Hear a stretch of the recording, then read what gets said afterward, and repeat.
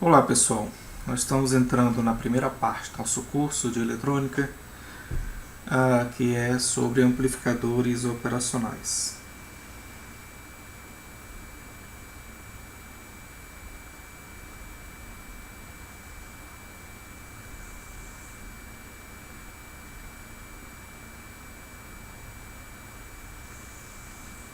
Ok?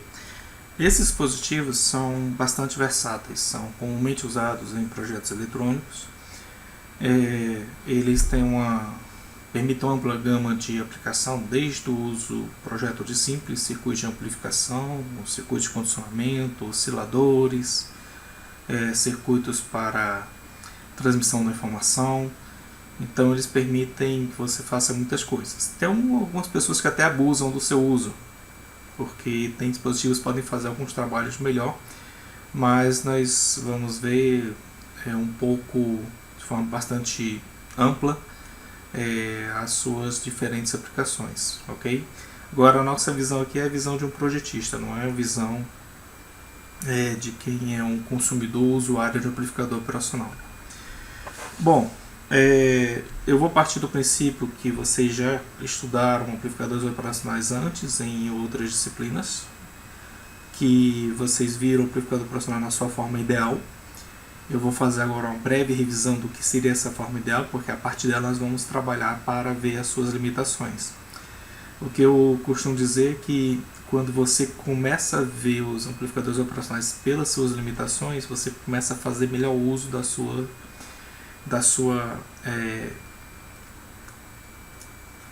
flexibilidade. Então isso é muito interessante.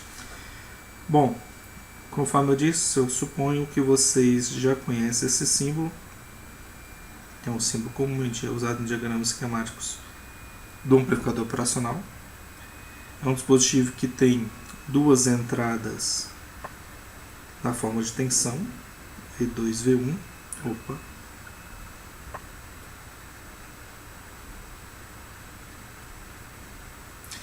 V2 é chamada entrada não inversora e V1 entrada inversora.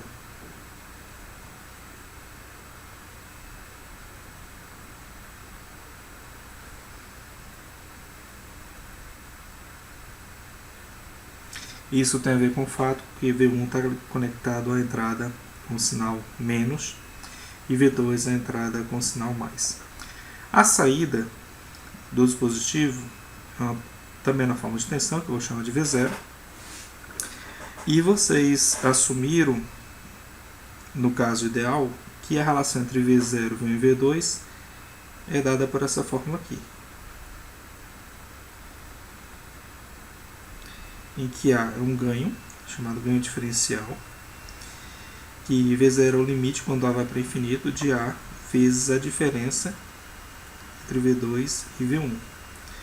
Logo, é o amplificador diferencial, ele amplifica a diferença entre essas duas tensões. O que vocês assumiram também foi que a tensão de saída ela é suprida pelo amplificador operacional, sem limitação nenhuma em relação à corrente que é fornecida pelo amplificador, ou seja, essa corrente de saída pode ser infinita, essa capacidade de fornecimento de corrente. As duas entradas também foi assumido que as correntes de entrada delas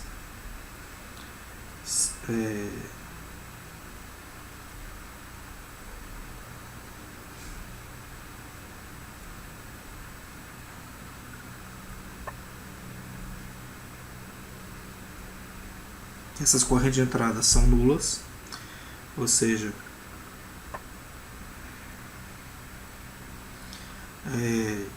como assumindo que as impedâncias de entrada também são infinitas. E esse aí foi o básico que vocês aprenderam, relação ao amplificador operacional. E ainda temos uma outra definição que eu acho importante, que é a chamada tensão de modo comum. Você pode decompor V2 por um componente diferencial, V2 mais Vc, que é uma tensão comum, V1 da mesma forma,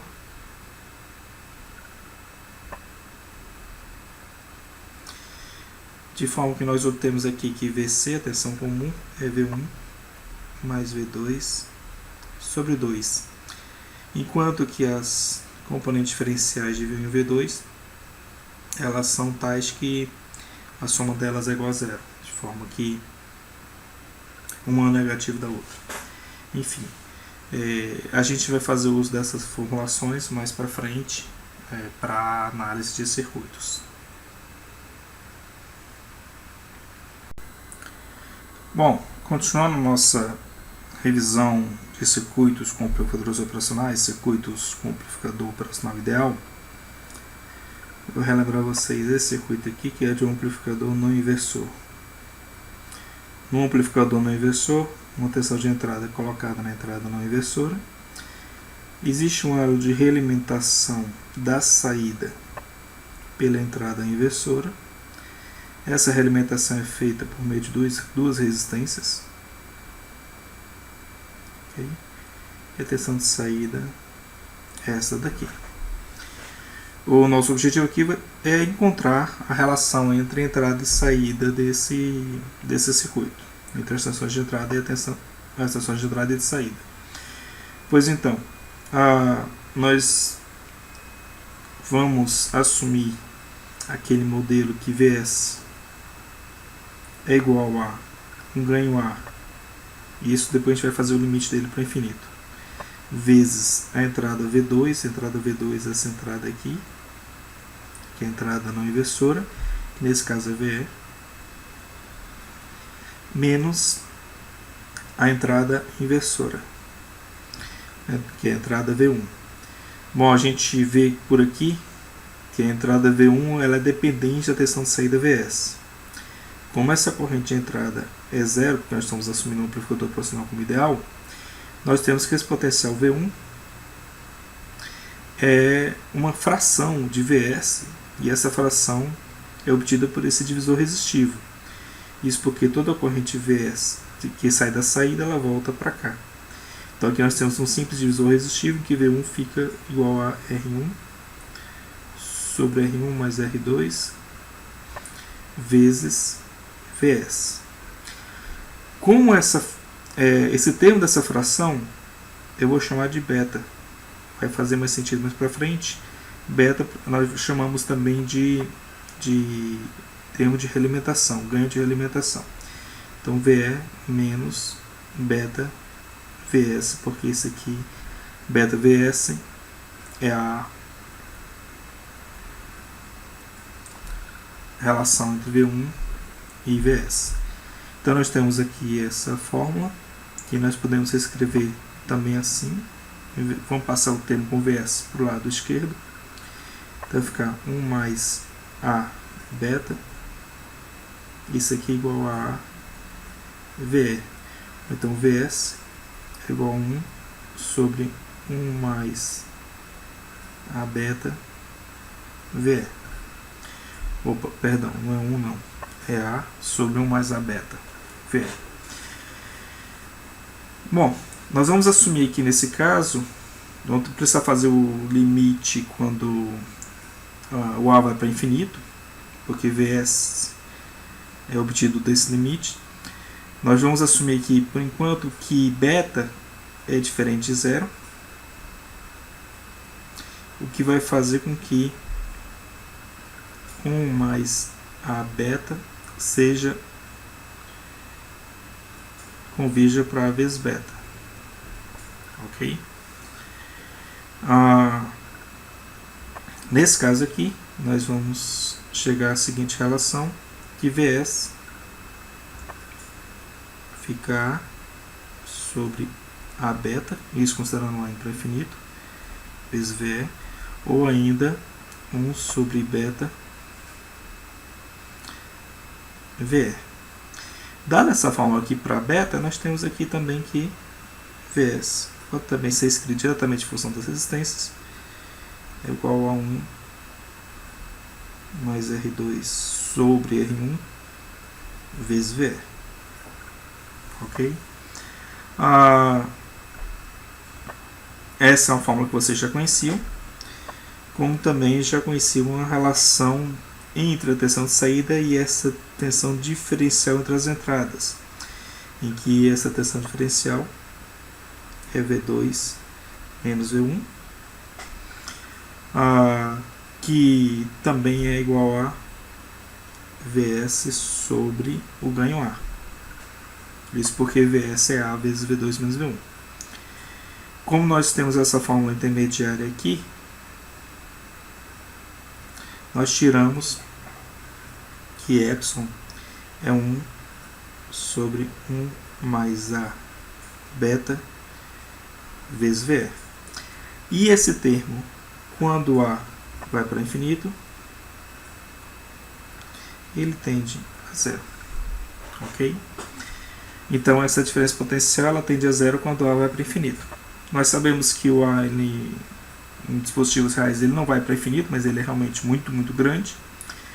Só que não podemos desconsiderar o efeito do beta, tá? Aqui nessa aproximação. A gente vai ver isso mais para frente. De qualquer forma, essa diferença potencial é muito pequena. E isso permite com que algumas vezes nós assumamos um curto-circuito virtual entre as duas entradas. Isso se a gente já partisse dessa condição de curto virtual para análise, nós teríamos feito a análise da seguinte forma. Vou redesenhar o circuito aqui.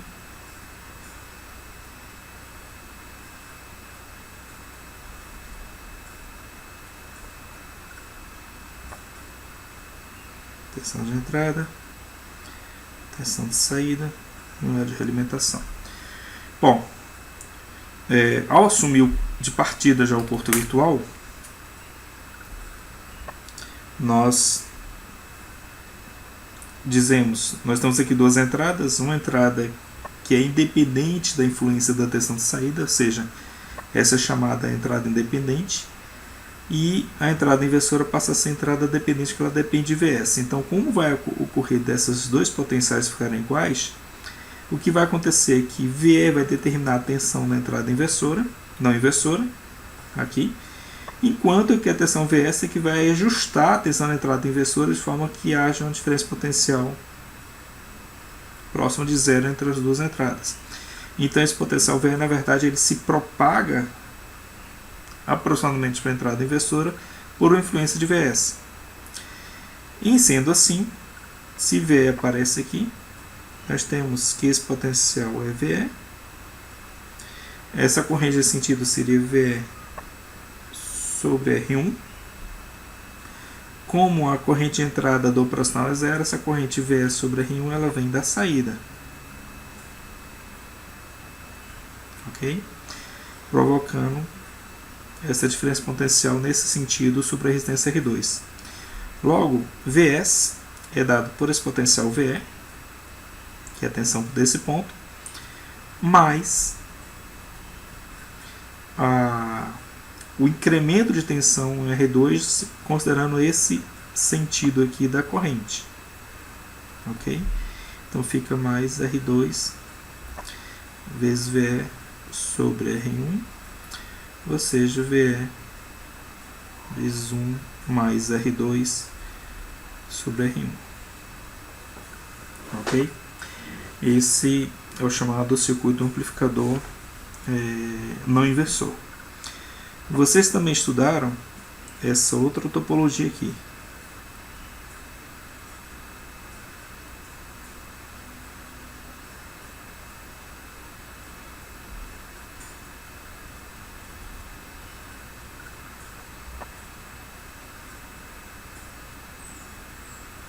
Que é a topologia do amplificador inversor. Aqui Vs vai ser também função de VE, só que a relação entre eles é dada pela seguinte: assumindo o curto virtual nas duas entradas, nós temos que esse potencial 0 volts vai aparecer aqui, e essa corrente aqui da tensão provocada pela tensão de entrada, que é VE menos 0 sobre R1, ela vai para cá, vai passar por aqui. Isso porque essa corrente de entrada aqui é zero, então essa corrente ela vai fazer esse sentido. provocando a queda de tensão na resistência R2 nesse sentido aqui. Logo, Vs é o potencial zero. Olha o sentido aqui da queda de tensão, então aqui menos R2 vezes a corrente passa por ele nesse sentido, que é VE sobre R1, portanto, a tensão de saída é menos R2 sobre R1 vezes VE. Ok?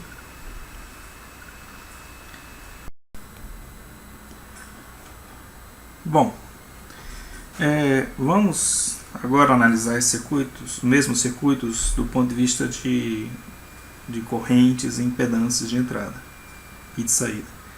Bom, vamos ver aqui, voltando para o amplificador não inversor.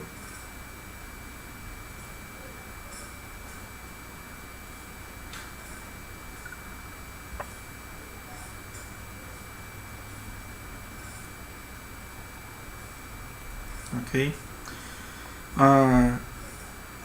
Que corrente é exigida da fonte de tensão VE na entrada do operacional? Se ele é ideal, essa corrente é zero. Se essa corrente é zero, a impedância de entrada, vou chamar aqui ZE, que seria por definição a tensão de entrada VE sobre a corrente de entrada IE. Isso aqui é zero. Por quê? Porque IE, isso aqui não é zero, desculpa, isso aqui é infinito, porque IE vai para zero. Então esse aqui é infinito. Ok? Já se eu pegar a entrada de um amplificador inversor, o que nós temos?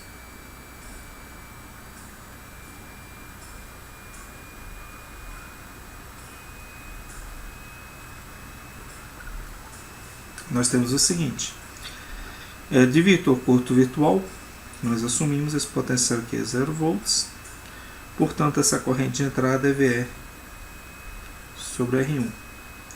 Então a impedância de entrada, nesse caso aqui, que segue a nossa definição, VE sobre IE, nós temos aqui que a corrente de entrada é VE sobre R1, então esse aqui vai ficar a própria resistência R1. O que não seria muito difícil de ver, porque se você olhar bem, independente do valor que você apresentar aqui na entrada, esse potencial vai ser sempre zero. Portanto, essa corrente de entrada vai ser definida unicamente pela tensão VE e pela resistência R1, não tendo interferência de outras entradas.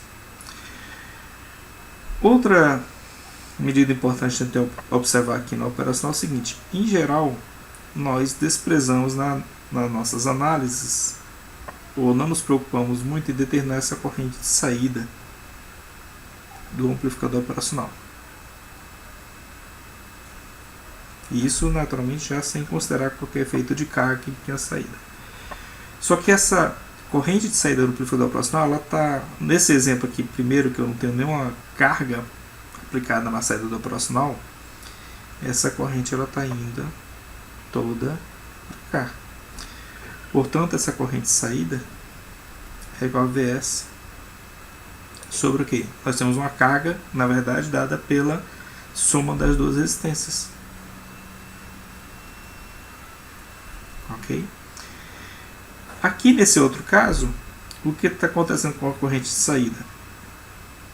Ela está voltando para a resistência R2. Na verdade, a gente observa que essa corrente de saída é igual a menos a corrente de entrada, porque essa corrente aqui é zero. Então você pode ver que essas duas correntes, elas uma anula a outra. Então o que nós temos aqui, que isso aqui é menos VE sobre R1. Então daí nós temos a relação entre a corrente de saída e a tensão de entrada VE. Quanto maior for o valor da tensão de entrada, maior vai ser a corrente de saída. De forma similar vai ser aqui também no circuito amplificador não inversor.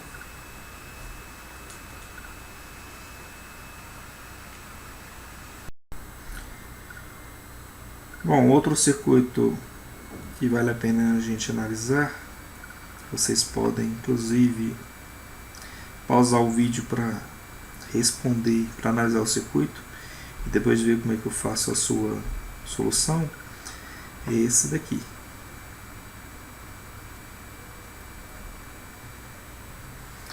Um circuito com duas entradas, uma tensão de entrada VA, uma tensão de entrada VB.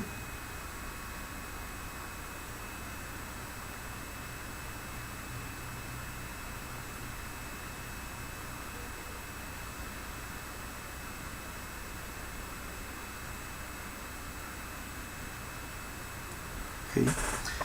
Aqui eu vou numerar essas resistências como R1, R2, R3 e R4. Se quiserem agora pausar o vídeo e resolver, quando terminar a resolução vocês podem acompanhar a minha resolução.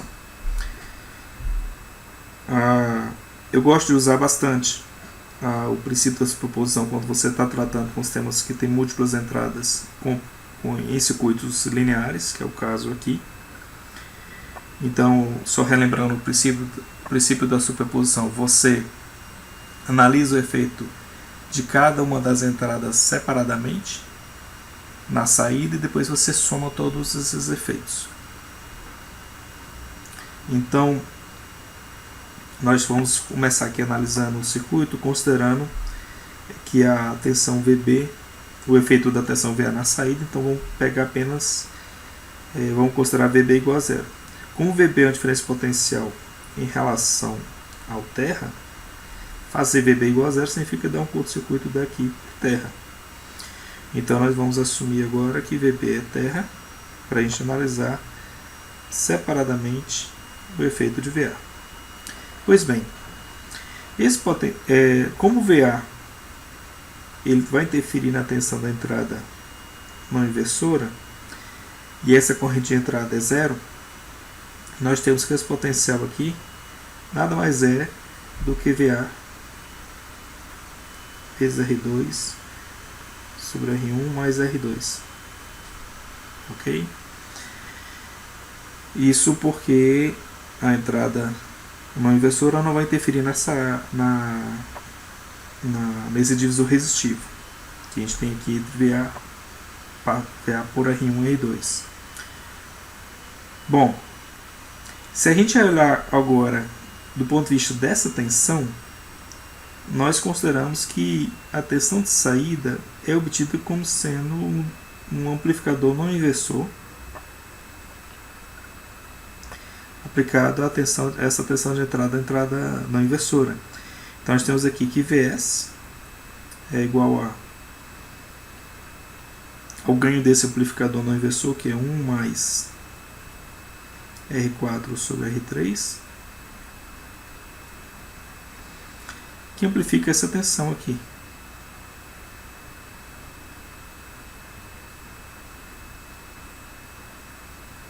Aqui R2. Tudo isso multiplicando a tensão de entrada V, não VE, desculpa. Seria VA. Então o que nós temos aqui é o efeito de VA na saída. Agora vamos contabilizar também o efeito de VB na saída. Contabilizar VB na saída significa considerar VA igual a zero. A gente vai fazer o mesmo com relação a VB.